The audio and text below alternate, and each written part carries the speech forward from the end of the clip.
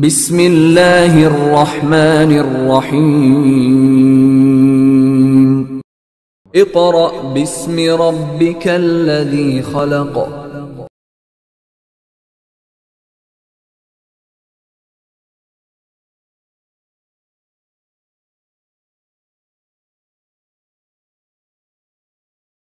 औज़ुबिल्लाहि मिनश्शैतानिर्रजीम। बिस्मिल्लाहिर्रहमानिर्रहीम।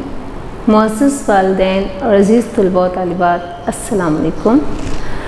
जैसा कि आप जानते हैं कि छुट्टियों से पहले हमने जमात दोम का उर्दू बे का कुछ काम मुकम्मल किया था और कुछ काम आपको छुट्टियां हो जाने के बायस PDF में व्हाट्सएप के ज़रिए भेजा जा चुका है। अब उस PDF नोट्स के वीडियोस आपको अब बनाकर भेजी जा रही हैं ताकि अगर बच्चे को कोई बात समझ नहीं आई तो वो उसे समझ ले। और वीडियोस भेजने का मकसद यही है कि बच्चा यही समझे कि वो एक क्लासरूम में बैठा है और टीचर उसे पढ़ा रही है। ठीक है, तो हम अपना काम शुरू करते हैं। सबसे पहले हमारी कहानी है अंगूर और लोमड़ी। हमारी कहानी है अंगूर और लोमड़ी।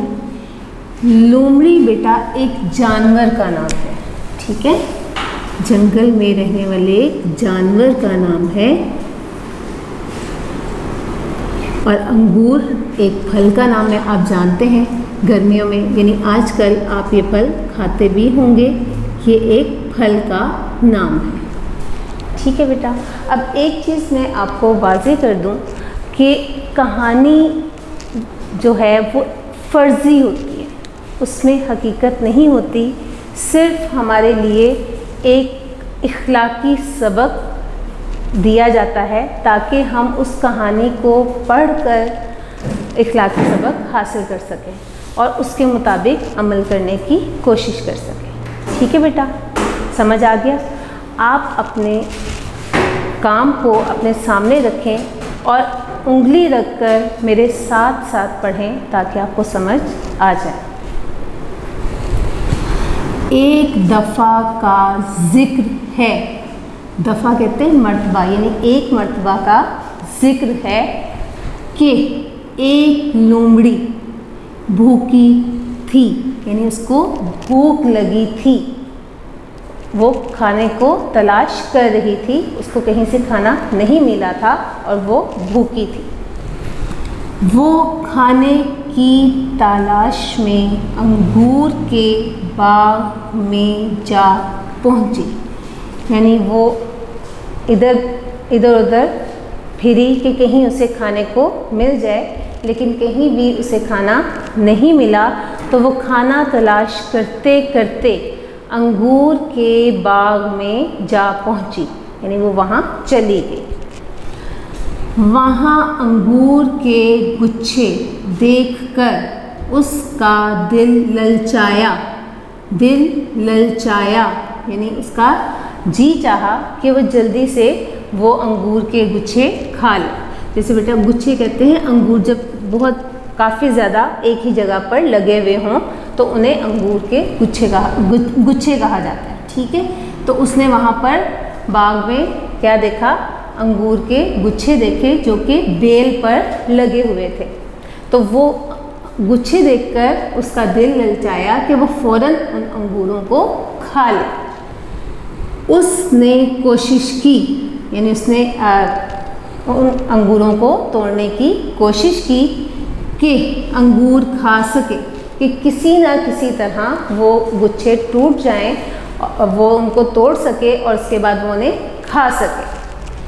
लेकिन अंगूरों के गुच्छे बहुत ऊंचे लटके हुए थे। लेकिन अंगूरों के जो गुच्छे थे, उनकी जो बेल थी वो बहुत ऊंची थी, वहाँ तक लोमड़ी की पहुँच नहीं थी। उसने बार बार छलांग लगाई, बार बार कोशिश की कि वो उन अंगूरों तक पहुँच सके, लेकिन वो गुच्छे बहुत ऊंचे लटके हुए थे। ठीक है, लोमड़ी ने बार बार कोशिश की यानी लोमड़ी ने बार बार देखा, बार बार कोशिश की कि किसी ना किसी तरह वो अंगूरों तक पहुंच सके, लेकिन अंगूर हासिल ना कर सकी, लेकिन वो अंगूरों तक ना पहुंच सकी, उसे अंगूर नहीं मिले। आखिरकार वो ये कहती हुई चली गई, अंगूर खट्टे हैं। यानी जब उसने बार बार कोशिश की कि वो अंगूरों तक पहुंच सके, उस बेल तक जा सके, लेकिन वो उस बेल तक नहीं पहुंच सकी और आखिरकार वो ये कहती हुई चली गई कि अंगूर खट्टे हैं, कि ये अंगूर खट्टे हैं, मैं इन्हें नहीं खाऊंगी। अब इस कहानी में बेटा क्या बताया जा रहा है? इस कहानी में हमें बताया जा रहा है कि कभी भी कोई ऐसा काम करने की कोशिश नहीं करनी चाहिए जो कि हमारी पहुंच से बाहर हो, जिसे हम ना कर सकते हो। ठीक है, जैसे फ़र्ज़ करें बेटा, अगर आप जो है कोशिश करते हैं कि आपकी अम्मी खाना बना रही हैं तो आप कहेंगे जी मैं भी खाना बना लूँ, लेकिन आपको खाना बनाना तो नहीं आता। ठीक है, तो अगर आप फ़र्ज़ करें चूल्हा ही जलाने की कोशिश करेंगे तो आपका हाथ जल सकता है। क्यों? क्योंकि वो आपका काम नहीं है। तो आप ऐसी कोशिश अगर करेंगे तो उसमें फिर आपको नाकामी का सामना करना पड़ेगा और आपको तकलीफ़ भी पहुंच सकती है। तो इसलिए हमें ऐसा कोई काम नहीं करना चाहिए जो कि हमारी पहुंच से बाहर हो या जिसे हम ना कर सकते हों, क्योंकि वो काम करना चाहिए जिसे करने में आसानी हो।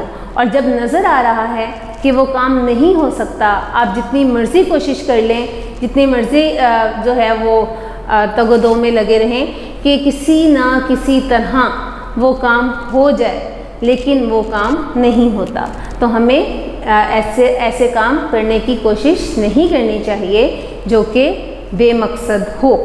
अब इसका इखलाकी सबक क्या है?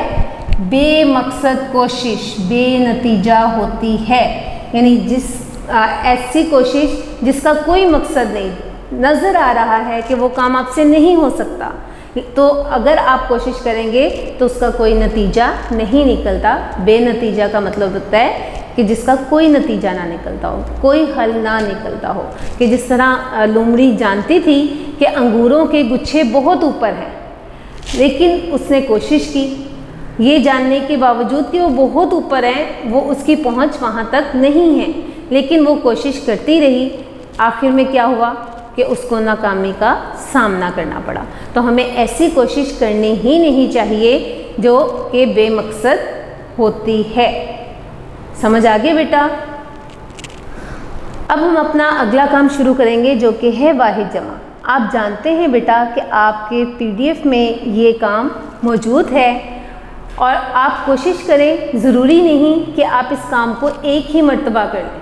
आप कोशिश करें कि 5-5 करके वाहिद जमा या 2-2 करके हम आवाज़ अल्फाज, इस तरह से आप इसको याद कर सकते हैं। आपको याद करने में आसानी भी होगी और काम मुश्किल भी नहीं लगेगा। इसी तरह अगर आप ये कहानी याद कर रहे हैं तो ज़रूरी नहीं कि आप इस कहानी को एक ही मर्तबा में याद कर लें। आप देखें, आप कहें कि मैं इसको 2 पैराग्राफ में डिवाइड कर लेता हूँ या कर लेती हूँ, तो आप आधी कहानी एक दिन याद कर लें, आधी कहानी एक दिन याद कर लें। जब पूरी कहानी याद हो जाए तो अपनी अम्मी को या अपनी बहन को लिखकर आप दिखा सकते हैं, उन्हें छोटा सा टेस्ट दे सकते हैं। इस तरह आपके लिए आसानी पैदा हो जाएगी। समझ आ गए बेटा? तो अब हम अपने वाहिद जमा शुरू करते हैं। पहला है दाल। आप खाते ना, मामा आपकी अक्सर दाल बना लेती होंगी, तो ये वो हमारे खाने की चीज़ है दाल। तो जब इसकी जमा करेंगे तो क्या बन जाएगा? दालें। क्या बन जाएगा? दालें। अब बेटा वाहिद जमा हम ये कर रहे हैं, एक चीज़ जहन में रखें कि वाहिद कहा जाता है एक को। वाहिद किसे कहते हैं? एक को, एक चीज़ को वाहिद कहा जाता है। ठीक है, और जमा कहा जाता है एक से ज़्यादा चीज़ें।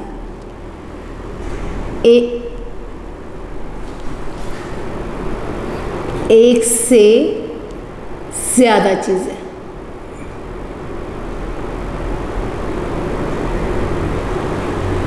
एक से ज़्यादा चीज़ों को जमा कहा जाता है। जैसे फ़र्ज़ करें आपके पास 1 रुपया है, ठीक है, तो वो एक है, तो वो क्या होगा, वाहिद होगा। लेकिन अगर आपके पास 10 रुपये हैं तो आप 1 जमा 1 जमा 1 जमा 1 जब आप उसको करेंगे तो वो ज़्यादा होते जाएंगे ना, तो वो ज़्यादा हो गए, कितने हो गए, 10 रुपये हो गए। तो 10 रुपये क्या है, जमा है। समझ आ गया बेटा?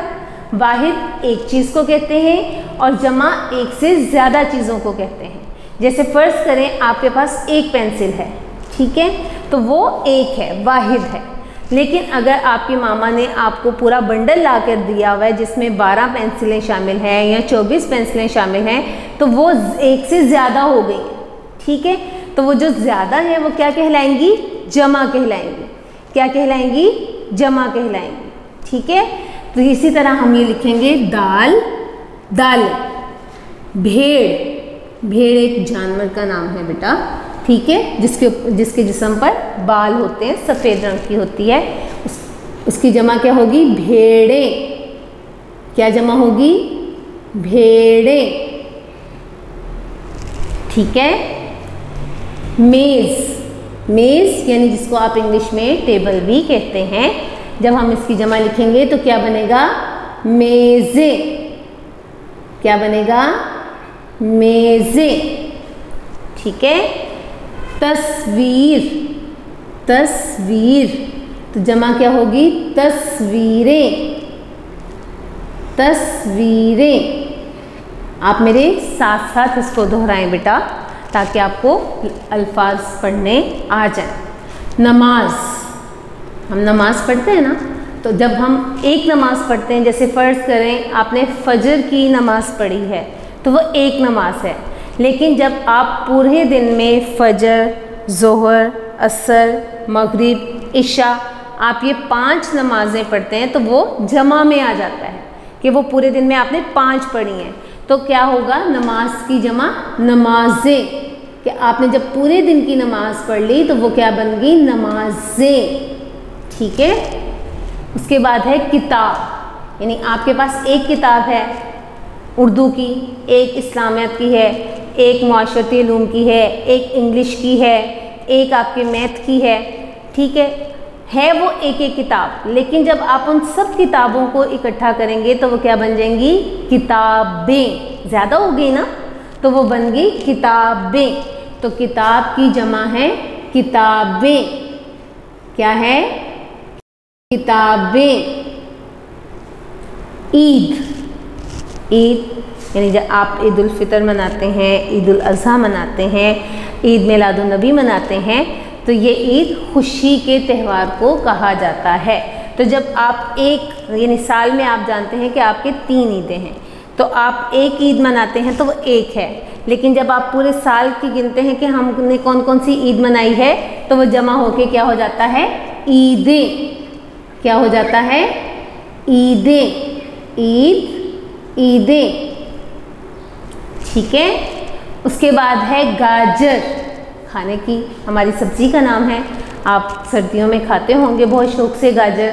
तो जब आप एक गाजर है तो वो वाहिद है, और जब जमा होगी यानी ज़्यादा जब आ जाएंगी हमारे पास, तो क्या बन जाएंगी, गाजरें।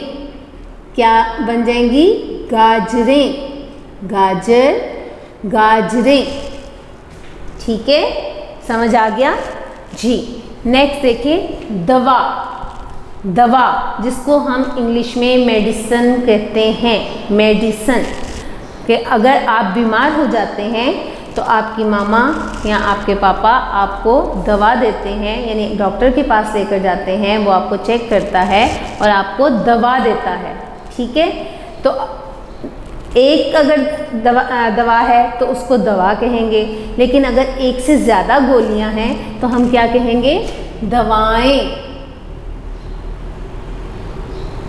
यानी आप जानते हैं कि आपको कोई टैबलेट मिल जाती है, अगर एक टैबलेट मिलती है तो वो दवा है, और एक से ज़्यादा अगर होती हैं तो वो दवाएं, ठीक है। उसके बाद नेक्स्ट है दुआ। दुआ यानी जब हम हर नमाज के बाद हाथ उठाकर अल्लाह के हुजूर क्या मांगते हैं, दुआ मांगते हैं, दुआ मांगते हैं। तो जब एक शख्स दुआ मांग रहा है तो वो क्या है? दुआ। या एक शख्स एक ही बात अगर अल्लाह ताला से या एक ही चीज़ के बारे में बात कर रहा है तो वो दुआ है। जब वो एक चीज़ से ज़्यादा चीज़ों के बारे में बात करता है तो वो क्या बन जाता है? दुआएं। क्या बन जाता है? दुआएं। जैसे आप देखें, अगर आप किसी के साथ भलाई करते हैं तो बदले में वो आपको क्या देता है? दुआएं, यानी ज़्यादा, कि अल्लाह ताला आप कामयाब हो जाएं, आप इम्तिहान में कामयाबी हो जाएं, आप खुश रहें, आपको सेहत मिले, इस तरह की बात होती है ना। तो ये सब क्या होती हैं? दुआएं जमा हो जाती है। जब एक चीज़ अल्लाह से मांगी जाए तो वो दुआ होती है, और जब ज़्यादा हो तो दुआएं। हवा चल रही है, हम पढ़ते हैं ना कि या देखते हैं कि हवा चल रही है, तो जब एक जगह पर हवा चल रही है तो वो हवा है, वाहिद है। लेकिन अगर ज़्यादा जगह पर हवा चल रही है तो वो क्या बन जाता है? हवाएं। क्या बन जाता है? हवाएं। हवा, हवाएं, हवा, हवाएं। सज़ा यानी पनिश, कि अगर आप कोई गलत काम करते हैं तो आपको सज़ा मिलती है, ठीक है। लेकिन अगर आपने ज़्यादा गलत काम किए हैं, यानी एक से ज़्यादा गलत काम किए हैं, तो फिर आपको क्या मिलती हैं? सज़ाएं। तो वो हमारा जमा हो जाता है सज़ाएं। बला,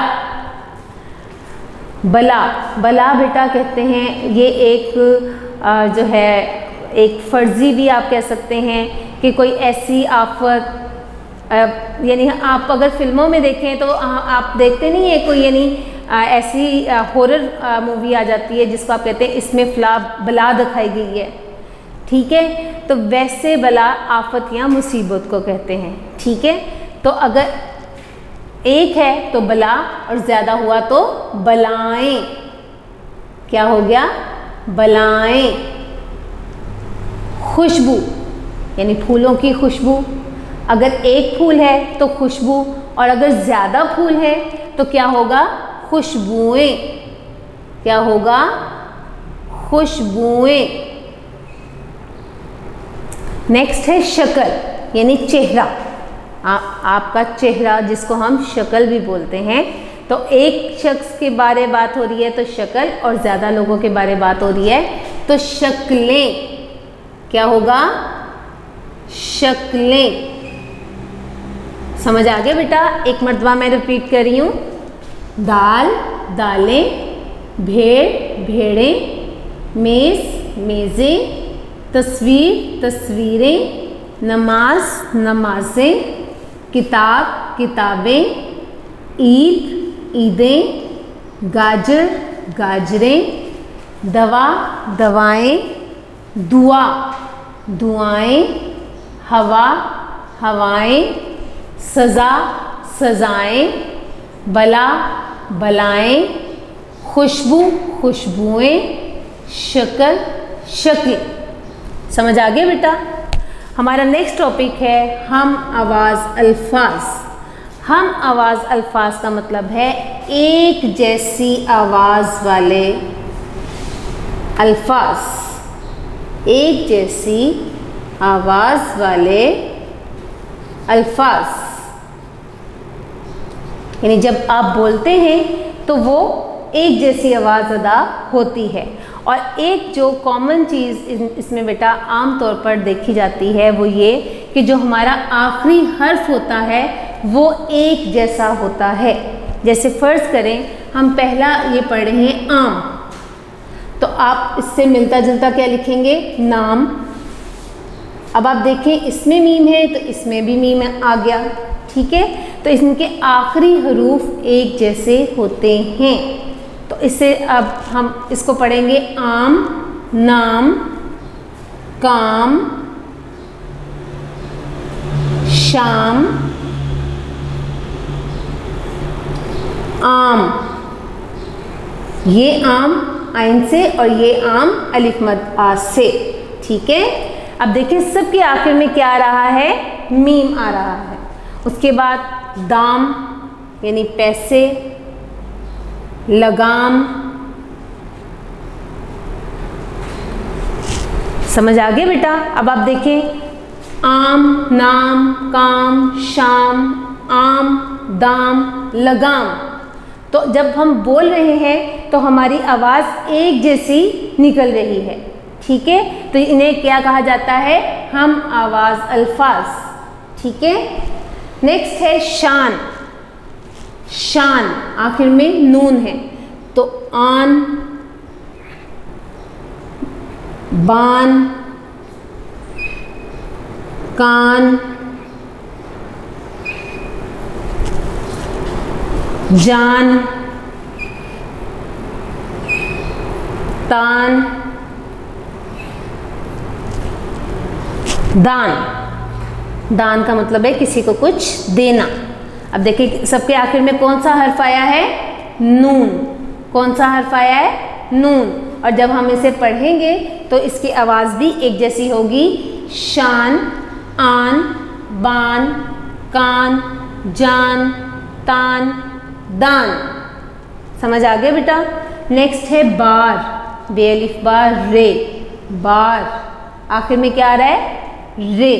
तो हम क्या इससे मिलाएंगे? कार, जार, चार, पार, तार, अचार।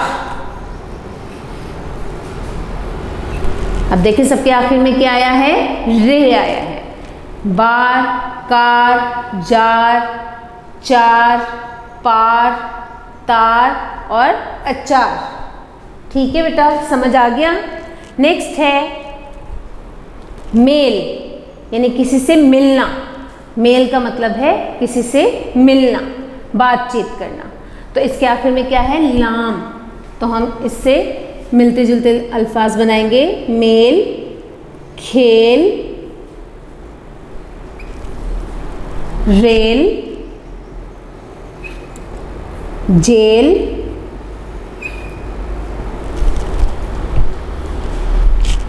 बेल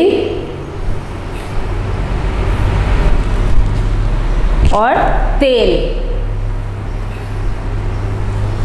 मेल, खेल, रेल, जेल, बेल, तेल। समझ आ गया बेटा। नेक्स्ट है आसमान। आसमान, तो इसके आखिर में क्या है? नून है। तो हम इससे मिलते जुलते बनाएंगे। आसमान, सामान,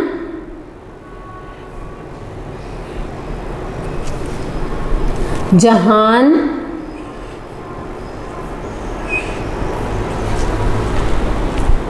फरमान, बुरहान। अब इनके आखिर में क्या आ रहा है? नून आ रहा है। इन सब के आखिर में क्या आ रहा है? नून। आसमान, सामान, जहान, फरमान, बुरहान। नेक्स्ट है बेटा सहारा। क्या है? सहारा आखिर में क्या है? रे और अलिफ। तो इससे मिलता जुलता हम बनाएंगे। सहारा, तुम्हारा, प्यारा, गुजारा,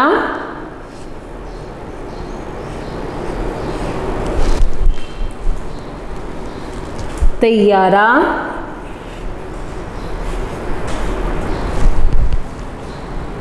हमारा। अब देखिए आखिर में हमारे एक जैसे हरूफ आए हैं, रे और अलिफ। सहारा, तुम्हारा, प्यारा, गुजारा, तैयारा, हमारा। ठीक है बेटा।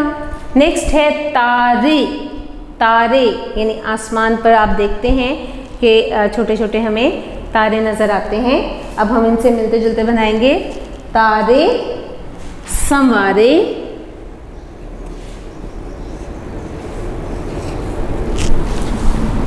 नज़ारे,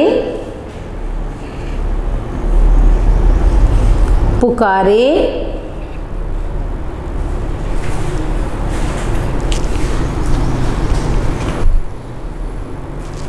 सैयारे।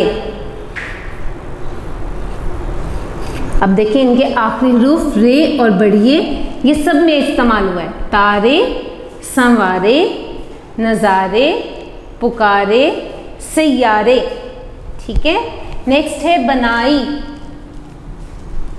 मनाई, बुलाई, पकाई,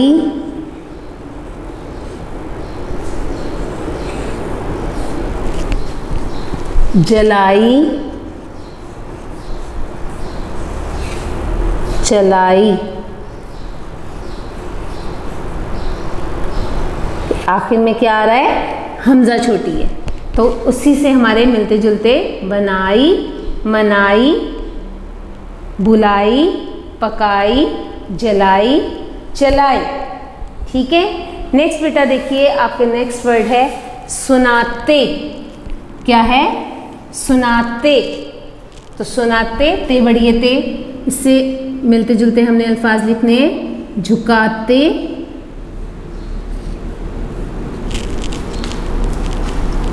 पाते, खाते,